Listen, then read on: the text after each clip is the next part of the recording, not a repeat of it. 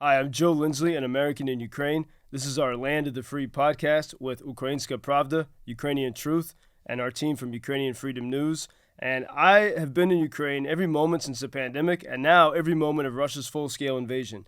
And as I've traveled this country in the wartime, I've met the most extraordinary voices, both Ukrainians and foreigners alike, working for freedom. And I realized that if more people in the West and in America could hear the voices in English of those who are standing up against this evil force of tyranny coming from Moscow, it would really, I think, awaken a sense of belief in the human spirit and democracy throughout the world.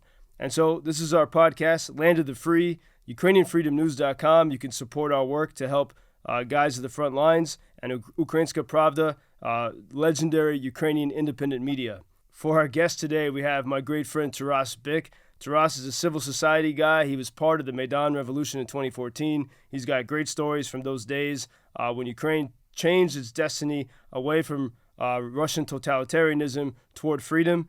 And Taras also, he's a political strategist. He's worked at the micro level with fighting corruption throughout Ukraine in different cities. He's with the firm called Wooden Horse Strategies, and he has an NGO agency for recovery and development. And I think Taras also he's a great thinker about what it means, what Ukrainian democracy means. But he's also got a very interesting project, which to some people sounds impossible, working on the collapse of the Russian Federation. And so here is my conversation in our podcast, Land of the Free, with great Ukrainian Taras Bick. This is the land of the free. Stories of life and liberty in a time of war.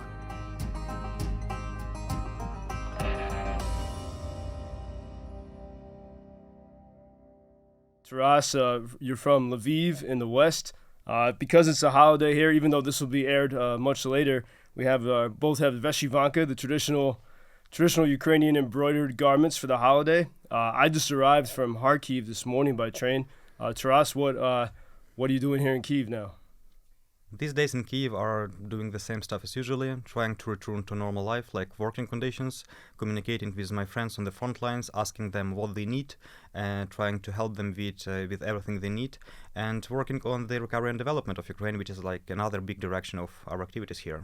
Well, as I see you today, I mean, I think it's hard to remember where I saw you last, and this is the nature of life in the war in Ukraine. But it's a huge country, the largest country in Europe, and you have everyone traveling to and fro throughout the country. Sometimes at a gas station, I'll run into a gas station in Donbass. I'll run into people I haven't seen since Lviv or somewhere else, and it's a sign of how everyone is moving actively, working for victory. So was it last fall? We had that wartime road trip to Odessa and Mykolaiv, and where on that trip I learned a lot about your work with. For years, you've been working against corruption in Ukraine, and especially at the local level, and sort of strengthening local governance. Because for so long, of course, Ukraine was stuck in the Soviet model where everything was centralized, and that's been a big project since the Maidan Revolution, since 2014, to give a renaissance of locally controlled politics, which also removes the corruption by taking the money away from one central location. And as we start this podcast, a goal as an American, I realize so many of the Americans who love freedom, especially the people that have left California to go to Austin, Texas, if they knew the real story of Ukraine, of how fiercely free it is, of how not only how people are working for victory now, but how for years people have been working to make government work for the people, to make government of the people.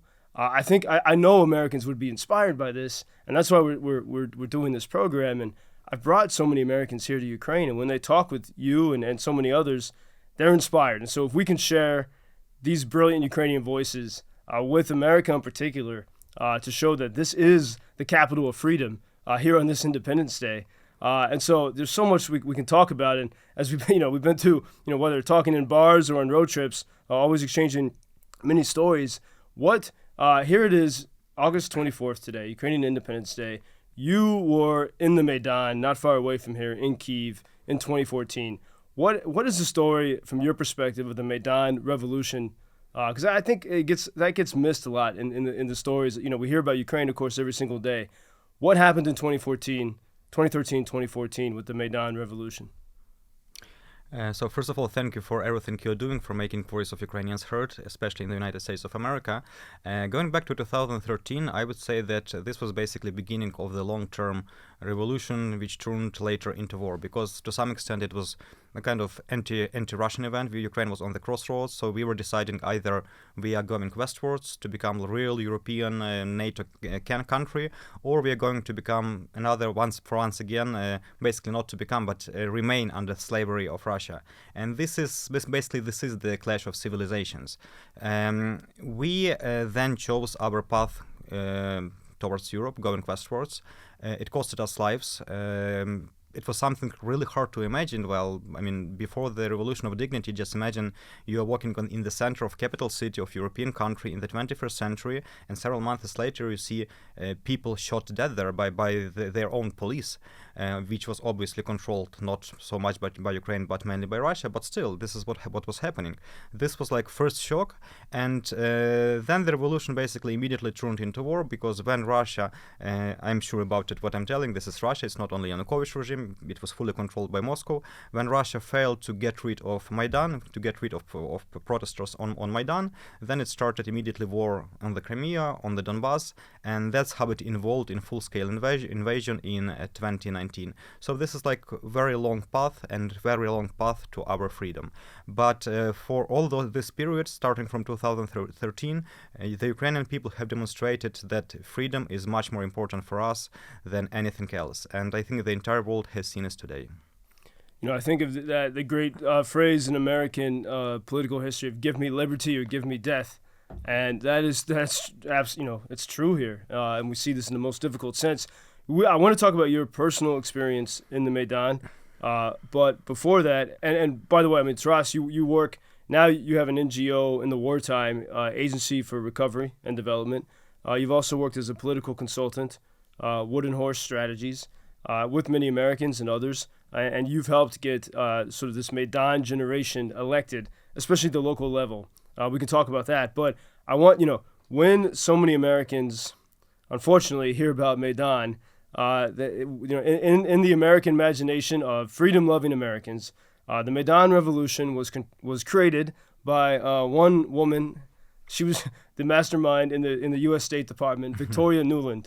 As I was on the train today, I was watching yet another clip from my old colleague Tucker Carlson, claiming that Ms. Nuland was somehow orchestrated this revolution.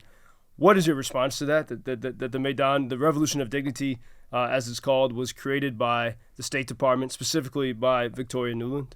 I would just say that Victoria Nuland was a guest who was warmly welcomed on Maidan, just like many other guests who were coming to support us.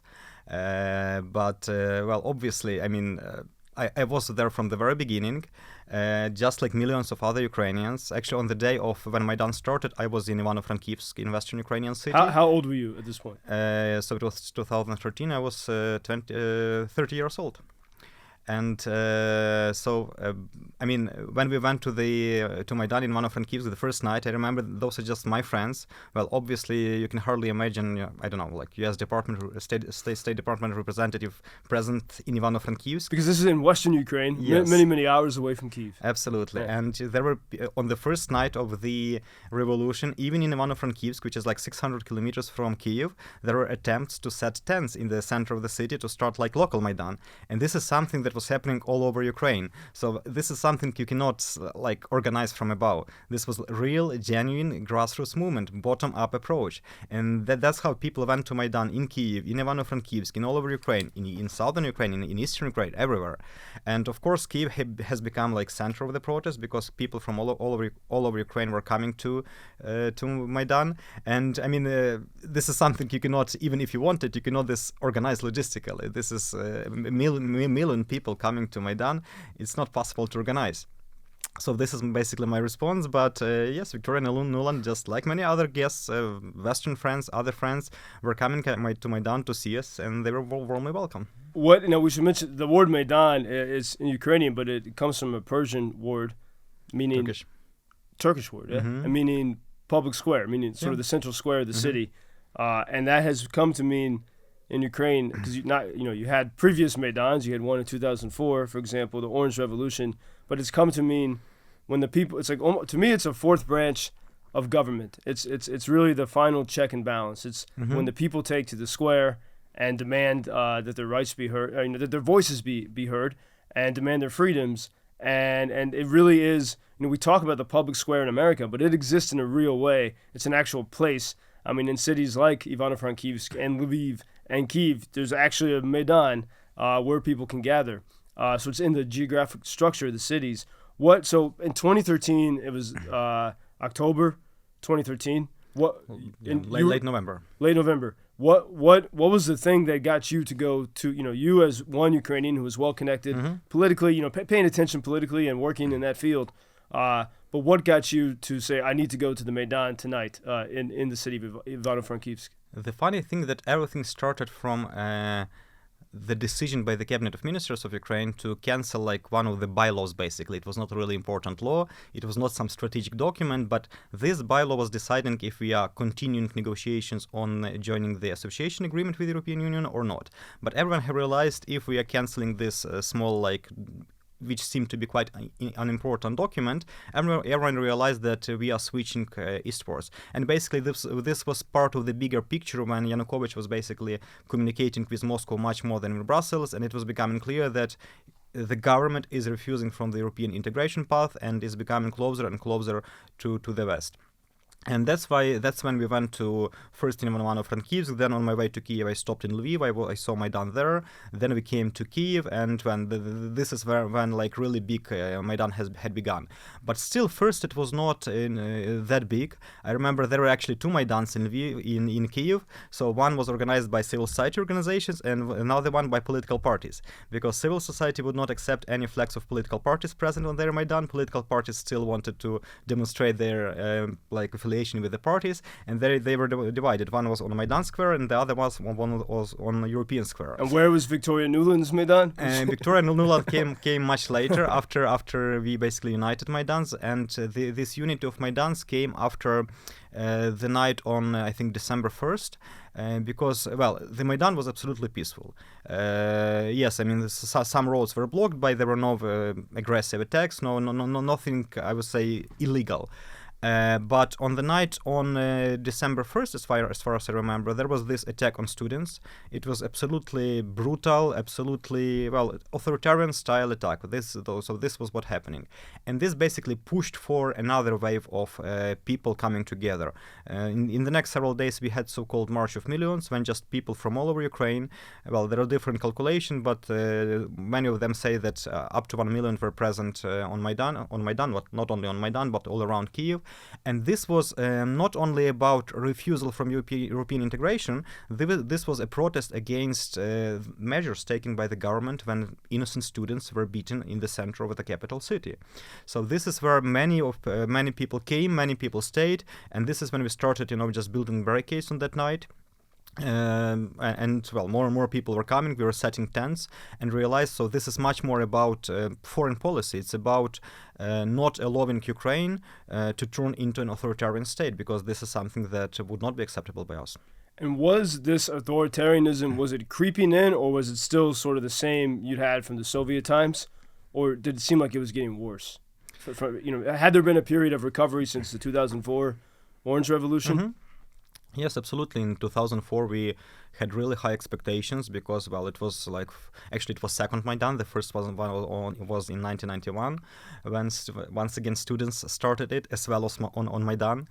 And then in 2004, we had another Maidan, and after victory of this Maidan, when Yushchenko was elected as president, everyone hoped that democracy is here, is done. But the problem is that everyone took it for granted. And, instead of starting doing something themselves, people had too much expectations from President Yushchenko, from government, and they said, okay, now everything is ready, we have democracy, everything will be done. But obviously it doesn't work this way, because, you have to work hard. Turns out you have to work hard to keep democracy, to keep safety, to keep security. And that's how Yanukovych was elected as president. And several years later, even though, I was shocked when Yanukovych was elected, elected, because for me it was obvious way to disaster, which ultimately happened several years later. So we had this, attempt of having freedom for several years, but somehow we lost it, and we lost it actually in free and fair elections. Those were free and fair elections which brought Yanukovych to power. So, and after the third actually Maidan, everyone realized, okay, that's freedom is not given for granted. We have to do something to keep it. We have to work hard to fight corruption, to work hard to strengthen good governance, and so on and so on. So this, I would say, two major differences between the Orange Revolution and the Revolution of Dignity. After the Revolution of Dignity, the role of civil society, the role of local self-governance was much stronger. People realized that they had to do something themselves to keep the freedom, to keep the democracy. I want to talk a bit about what it was, some of the moments during those days, camped out in the streets in Kyiv during the revolution. But first, you could say, that and here we have, I think I'm still on Kharkiv alarm system, so it's not for Kyiv, because I've been there the past week. But it was more or less February 24th, 2014, that the Yanukovych, interesting date, by the way, that the Yanukovych regime fled to Moscow. And when everyone left, you went home after that from the streets of Kyiv after many people had been there for months, and it was a little society that was created there.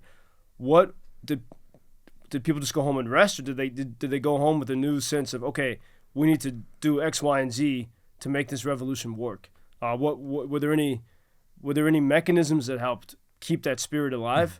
Well, talking about me personally, I remember I went home sleeping because I was on the night of those on the morning of mass shootings, but I was just standing on the other side of Maidan, which basically saved me from bullets.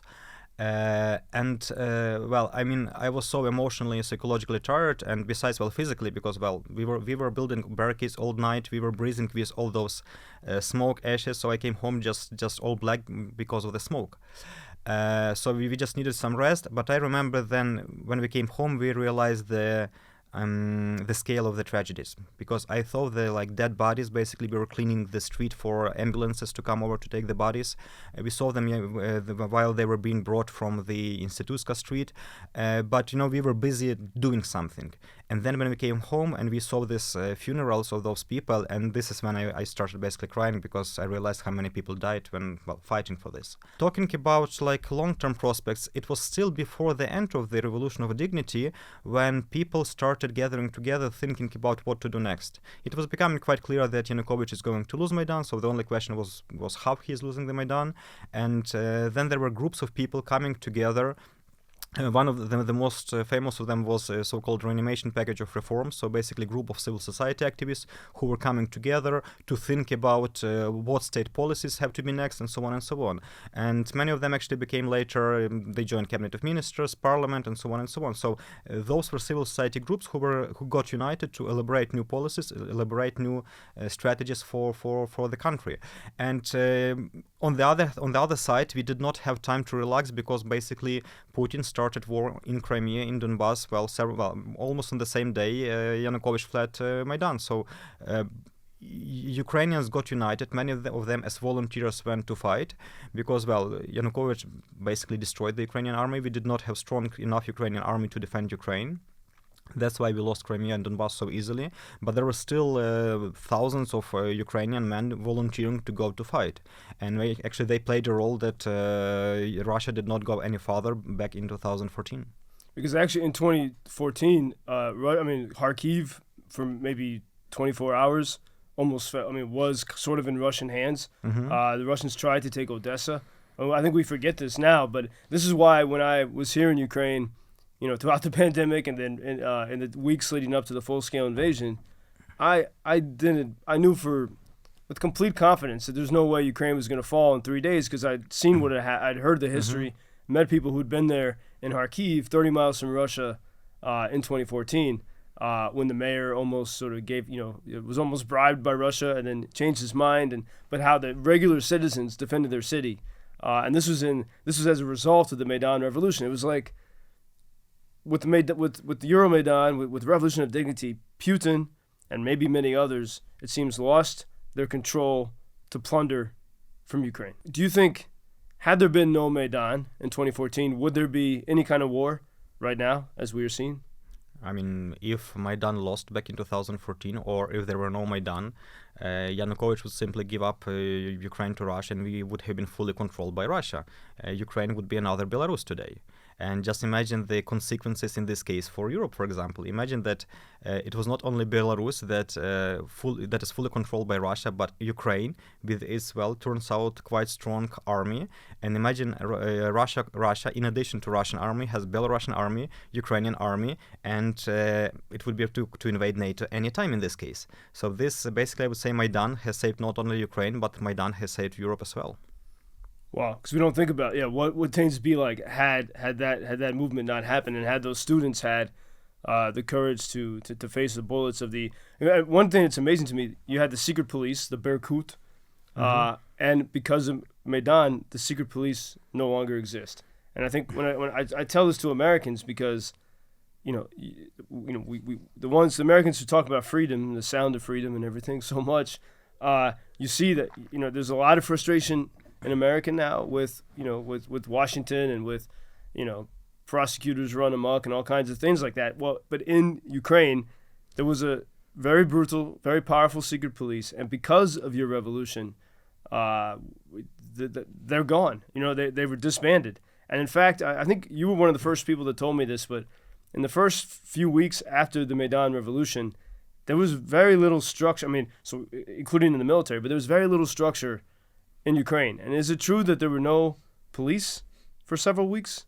What was that situation? Well, physically, yes. In some places, police, I would say, was just disoriented. So formally they were present. In some places they just fled.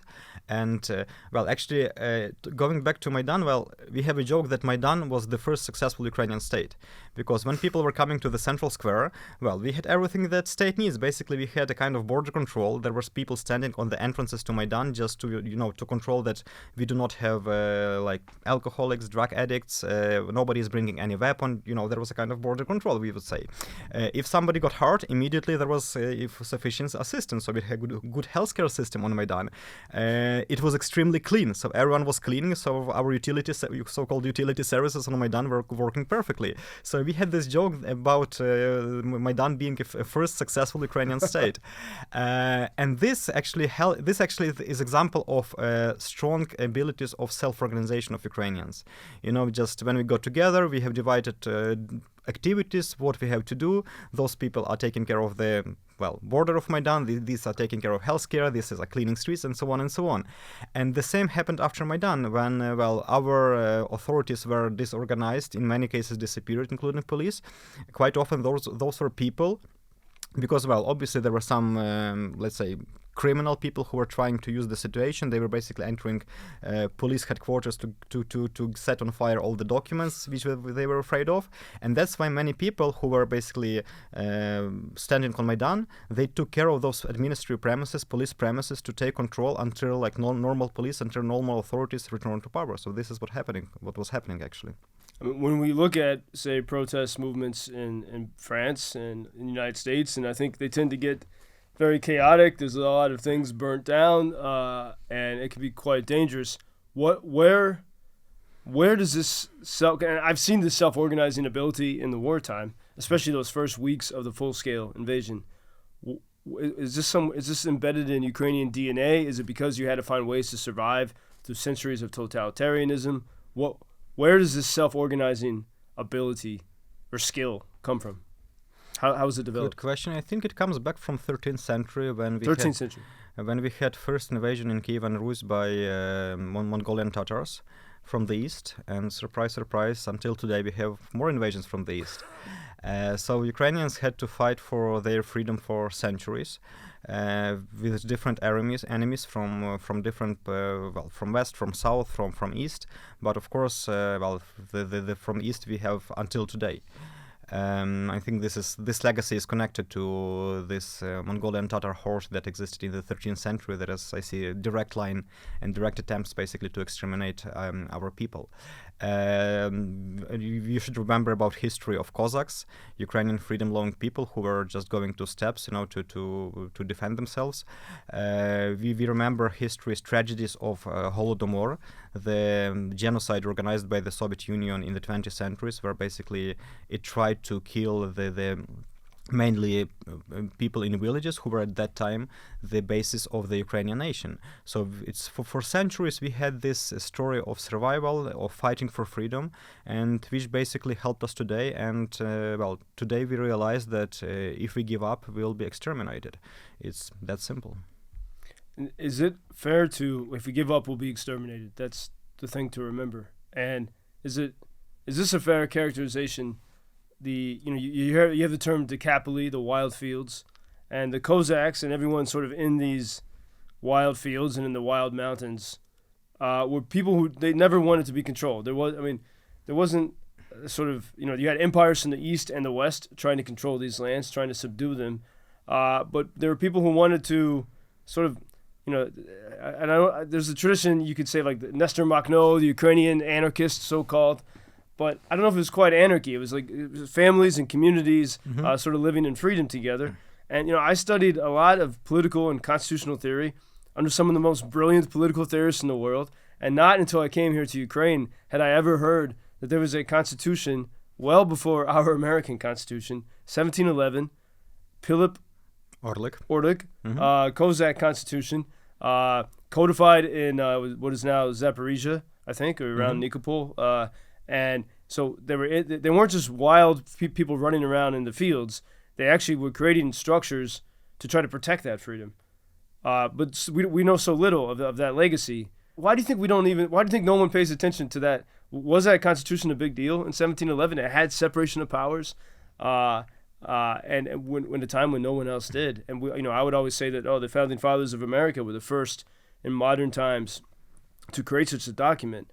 What happened with that constitution when that experiment of the Cossacks? I would just look at on this picture much broader. Why the West doesn't know about this constitution and other attempts of Ukrainians to establish democracy? It's very simple, because you have never had Ukrainian studies. Because everything about Ukraine was studied at the departments of Russian studies, of course. And Russia has played just huge role, just try to get rid of all mentions of Ukraine, just trying, basically just like they stole the name of our country, Rus, they were trying to steal everything else, and including all our inventions, including all our achievements, and so on and so on. And Russia has put enormous efforts in their information or disinformation policies to propagate basically establishment to support those so-called Russian studies, within which everything Ukrainian or any other countries within the Russian Empire was simply ignored. So I think this is the major reason why the West doesn't know much about Ukraine, Constitution of Philip Orlik, and many other achievements of Ukraine. Well, there are other. So as an Irish American with deep connections to my family homeland in the west coast of Ireland, where they fought for freedom for centuries, and whenever I go back to those lands, I can see the monuments. I recall the history where for 300 years. The British, forbade us from speaking our language, practicing our religion and our culture. They tried to erase it all. And in Ireland, everyone speaks English.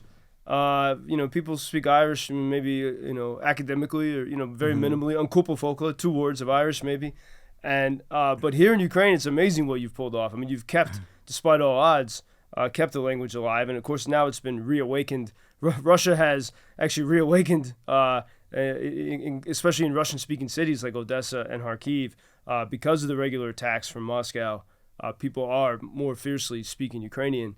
And so I think Ukrainian identity probably now is stronger than it's ever been. And that's what, if we look, we got to talk about the Rus people too and some of that history. But if you look at the history of what's happening now in Ukraine, I think without Ukrainians' ability to share your stories about what's happening, without Telegram and social media to show the atrocities, I think there certainly would not be the type of support we see now for Ukraine. And it makes me realize how easy genocides have been throughout human history. Because you could just lie. If you were in power, you could You could lie about what was happening. You could cover it up and erase it. And then if you kill all the people and you kill their language, then there's no way to ever know what happened. And it seems like that was the method for centuries. But now, and I think even as we look at the leaders in the West, everyone was so quiet the first few days of the big invasion. And I thought, we in America, people think that the White House and all that was very supportive of Ukraine, but I think a lot of people were just kind of hoping the problem would go away. Russia would roll over Ukraine and we wouldn't have to deal with this. And it's this Ukrainian, this resistance of saying, because if you lose, we will be exterminated. And if that's your mentality, then you'll do everything you can to fight. We talk about the Rus people, because if I look at the story of Russia, and in some ways, like I don't like to go too deep into the history on this, because the main history is what Russia's doing today, and it's evil and it's bad. If we go back to history, I like to go back to Maidan, and I want to do that before we finish a little bit more. But it's interesting to look at. So the Rus people came from what is now Stockholm, Sweden, right? The Sweden area. Rus means the rowers, and in fact, in the Finnish language, they call Sweden Ruotsi. So they preserved the name Rus, as that was the homeland of the Rus people. They sailed down to what is now Kyiv. So as you walk this city on the sewers, you have the Vikings, 3 brothers and a sister. Mm-hmm. Ki was one of the brothers, right? Yeah. From which you get Kyiv. And so these are the Rus people. They came down, created this great civilization in Kyiv. And then there was sort of a jealous brother or prince that fled and went to Moscow. It's kind of Shakespearean. And then he made an alliance with the Mongols. And Moscow was not even created till 200 years after St. Sophia was built here, the great Gold Dome Cathedral in Kyiv. And ever since then, it seems like it has been a story of Moscow trying to control Kyiv. Is that a fair characterization? This was basically the essence of Moscow. Since its appeared, Moscow was basically empire. Expansion was its only policy. Going eastwards, going westwards, organizing wars, and so on and so on.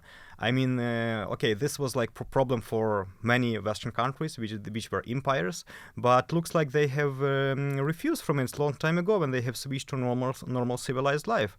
And I think they are paying, just enough for their past mistakes.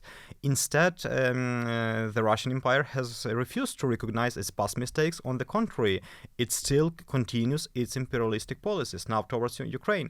And this is the same expansion, the same genocidal wars which is happening today, which Russia has conducted for centuries against Ukraine and many other nations. Not only actually which are beyond Russia now, but those nations which are within Russia now, because, well, basically there are many nations which have been colonized, which have been to a large extent exterminated. And even in this war, that that in percentage, Russia is sending much more representatives of indigenous people from its territory than ethnic Russians. So this is yet another way for Russia to get rid of its indigenous people, so that Russia can control much easier those regions. So yes, I agree with you. This is the nature, the essence of the Moscow Empire, to expand, to get control over more and more territories. And I think if after this war Russia remains within its current territories, within its current borders, sooner or later, like whatever happens in Russia, sooner or later we will see yet another attempt to organize aggression against its neighbors. Which brings up the not very small project that you are working on. I should say, Taras Bik, because you were saying maybe more than a year ago, we were talking about this, that you were working on the project of the breakup of the Russian Federation. We call it decolonization and restructuring of the Russian Federation. Decolonization and restructuring of the Russian Federation, aka the breakup. But yeah, that's exactly the idea. When I first heard it, it sounded impossible to me. You were traveling around, meeting with people around Europe and in the U.S. To work on this, and you acknowledged that it was extremely difficult and it would take a lot of time. You work with some dissidents within Russia very quietly, and I think a lot of people, when I would mention this to people, they would laugh at it, say, "Oh, that's ridiculous," especially people in Washington. I think there's, as Henry Kissinger wrote in The Spectator in December 2022, the world needs Russia in the balance of the global equilibrium, sort of this unimaginative and perhaps fearful worldview. And you've been plotting away at this project, making alliances, and then when there was that, and I can only call it a circus. We don't really know what was going on with the Prigozhin Wagner rebellion in Moscow. And by the way, we're talking just a few hours after it seems that Prigozhin went down in a plane crash in Russia. By the time this airs, I'm sure the story, be many more details. I don't trust anything that comes out of Russia, but whatever happened with that Wagner rebellion, even if it was some kind of Kremlin orchestration, it showed profound weakness within Russia. And no one has since that time, whenever I've mentioned your project of the decolonization and restructuring of the Russian Federation, no one has laughed. I think people still might be afraid of that idea, but people see the possibility.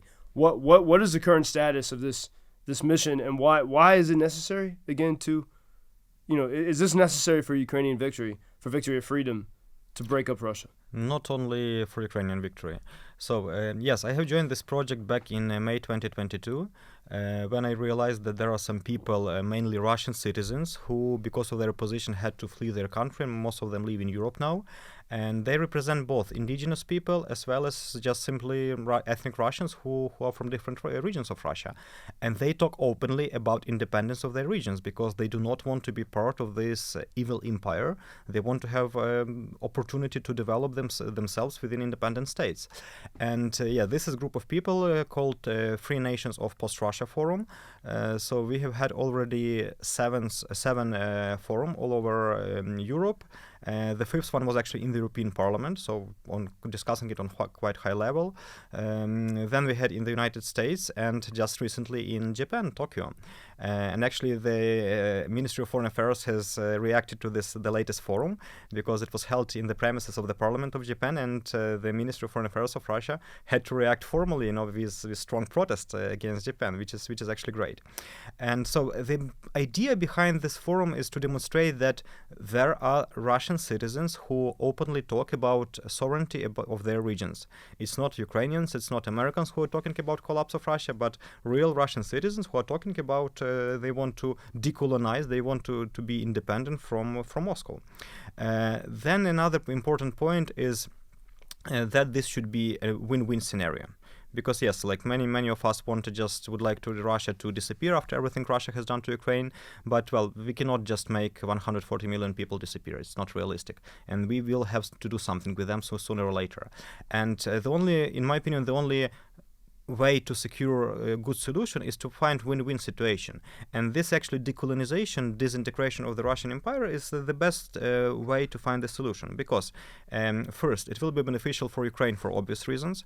Second, it will be beneficial for the West because Russia will cease its existence as global security threat, and what is important, third, it will be beneficial for people living now on the Russian territories, because instead of paying huge taxes, huge money to sustain corrupt Putin's regime, instead of supporting his imperialistic wars, they will be able to preserve all those money within their independent states for their own development, and including by engaging with direct trade with the West. Of course, it will not happen overnight, but this is something that is possible in long-term prospect. And so finally, we are trying with these forums to convince West not to repeat mistakes of the past. When we remember that, including American leaders were coming in 1990 and saying, trying they were calling it Ukrainians not to go into suicidal nationalism. That was George H.W. Bush, with whom I had dinner a few times. I wish I had asked these questions. He gave his famous speech in 1991, and it's appropriate we talk about this today, Ukrainian Independence Day, because he was saying, do not be independent. Nationalism is suicidal. In a speech, you know who wrote that speech? No. Condoleezza Rice. Oh, really? Yeah. Wow. Former top security advisor to Bush. So, I mean, I understand fears of the West of chaotic Russian collapse because, yes, in this case, we can see internal wars in Russia, which can have, much global consequences. We can see, like, nuclear weapons flying all over the world, which is a very unlikely scenario, but still possible. We can see, like, millions of immigrants traveling to Europe. Yes, this could be potential consequences of the Russian collapse, but that's what we are talking about. If you are afraid of the chaotic Russian collapse, get ready for a civilized disintegration of the Russian Empire. Prepare a strategy of the Russian dissolution. I mean, yes, this is something. So what we try to do is to move those topics from toxic topics because, well, 2 years ago, nobody would even just listen. If you just try to talk to somebody to the West about Russian collapse, well, this was basically toxic. Then it moved to some marginal talks, so like just everybody ignored you.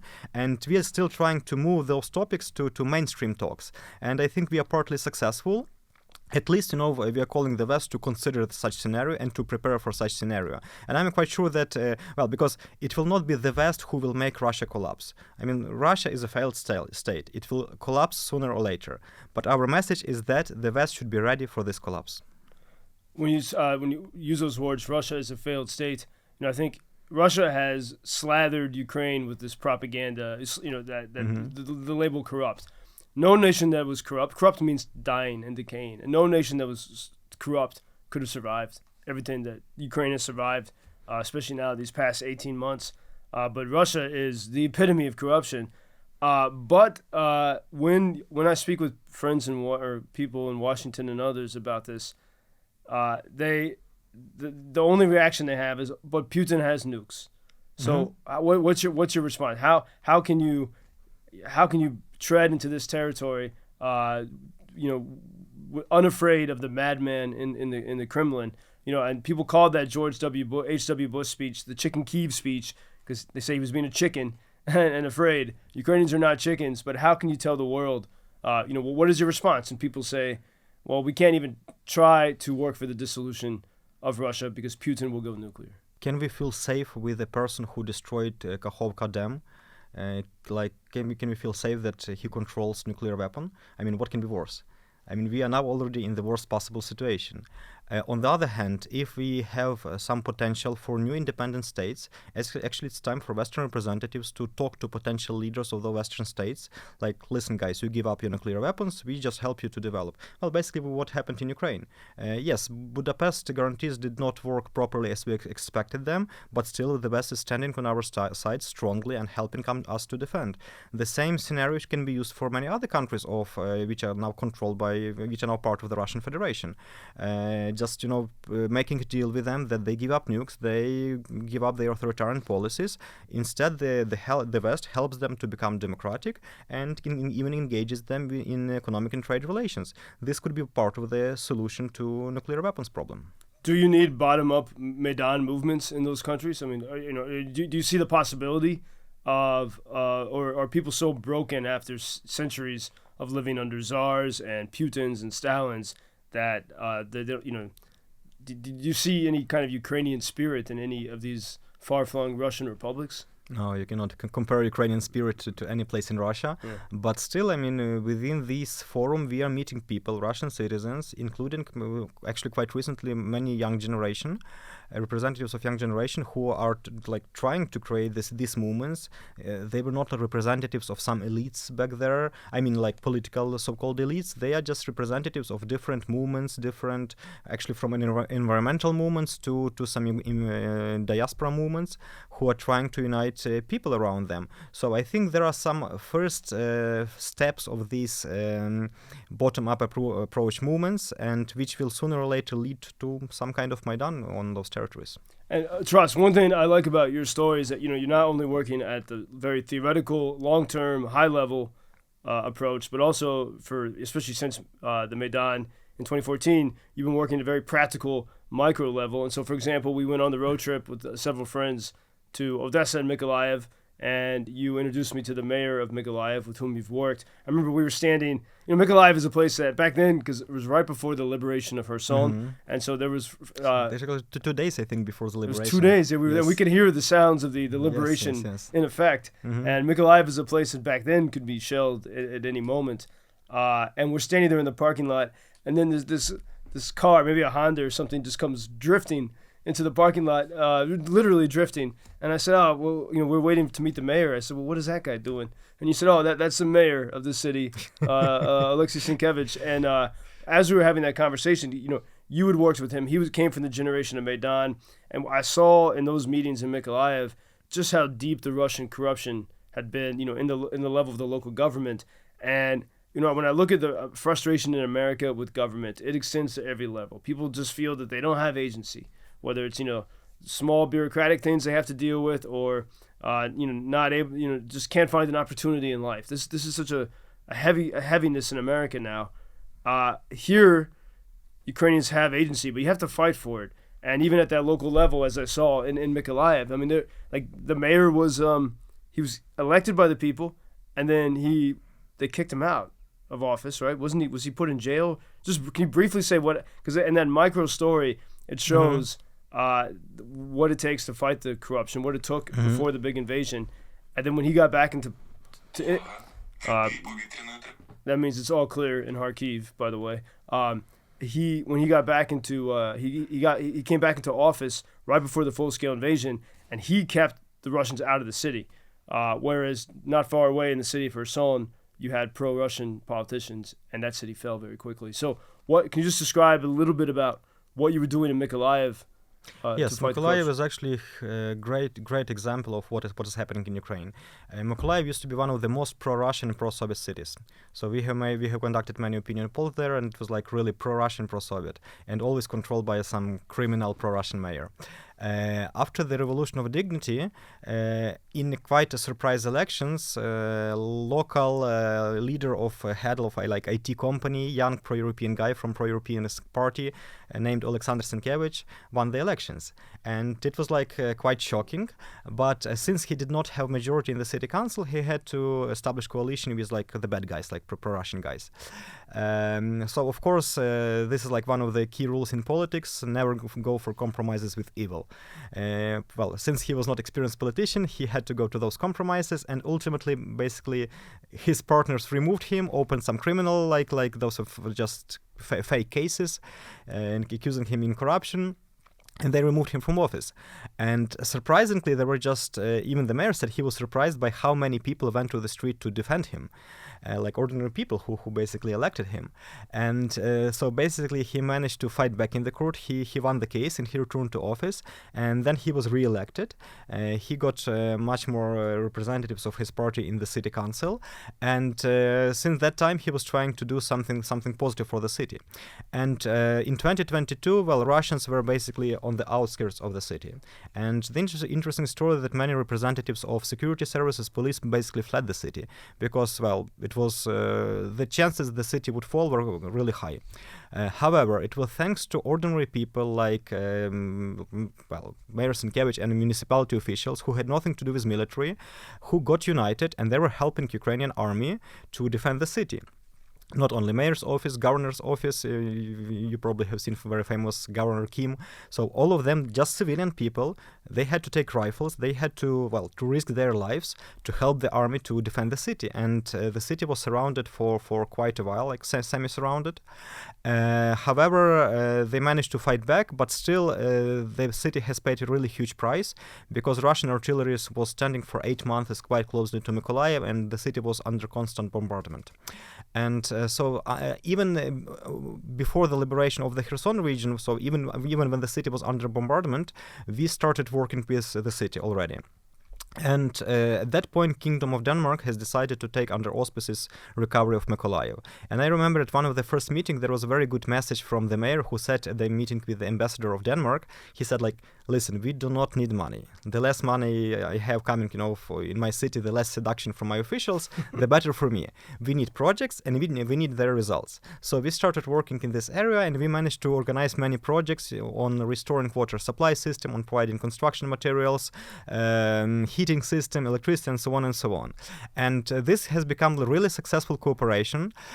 So basically, on the example of Mykolaiv, we can demonstrate two cases. First, how successful decentralization or reform was. Because since 2014, after decentralization reform had been implemented, the trust towards local governance was growing like immensely. And I think this has played a huge role because local self-governance was becoming, when the Russians invaded, local self-governance in Ukraine were becoming one of those, centers uniting citizens to defend their communities, to defend their cities. And so this I see this as a direct result of the decentralization reform, because the mayors, if they wanted to be re-elected, instead of stealing money, they had to invest in their city, so that citizens see that cities is improving and they are re-elected.